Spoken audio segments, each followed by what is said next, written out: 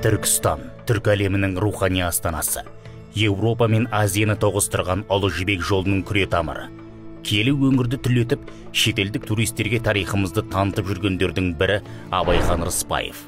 Ахмет Яссауидің реставрация саласында жүріп іздендім. Негізінде осы керамиканың сол кезде ұсталар Сирионы қайдан алды, шикізатты қайдан алды деген сұрақ туады ғой.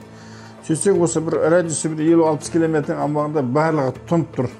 Мәселен, мына 40 километр жерде ескі Сауранның қасында карьер бар. Сол бұрынғы кезде Ахмет Яссауидің кірпішін сорадан алып құйған.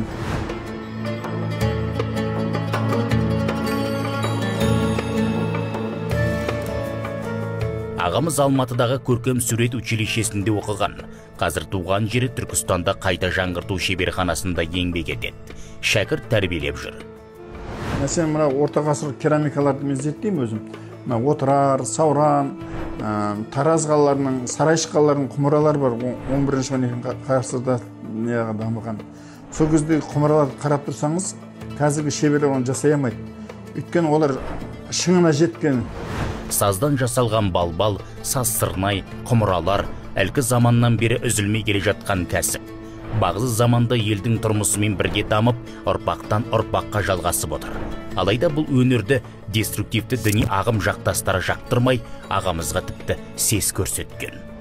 Ана Арабияда оқып келеді дағы, сояқтың салт дәстүрмен байланыстырып қалады ғой дінде. Ойбай, мына өнерімен айналысқан болмайды, мүсін жасауға болмайды деп.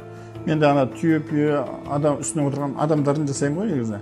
Мына ертең сенің жаның сұрайды, анама бір ертегі сықылды бір нәрселерді айтады негізінде өздері. Бардан бар жасап отырмын. Құдай ол жоқтан бар жасайды. Мен Құдаймен теңесетін адам емеспін негізінде. Мен сазбашылықтан ғана жасап отырмын. Сақалы бар, мұрты жоқ, шапаны бар, ұлты жоқ. Қазақтың түбіне сол жетер деп айтып кеткен ғой негізінде ұсталар баяғыда бабаларымызға. Ұлттық құндылығымыз арқылы қазақтың әдет ғұрпы, болмыс бітімі, дүние танымы мен мәдениетін әлем таниды. Сол мұра арқылы ұлттың тілі, діні, ділі насихатталады. Сондықтан қолөнерді қолдау да, қорғау да қажет дейді шебер.